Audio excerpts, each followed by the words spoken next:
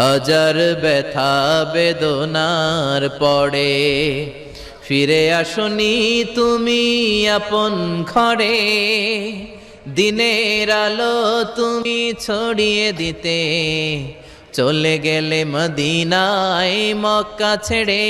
হে রাসূল তোমাকে ভুলি আমি কেমন করে, হে রাসূল তোমাকে ভুলি আমি কেমন করে,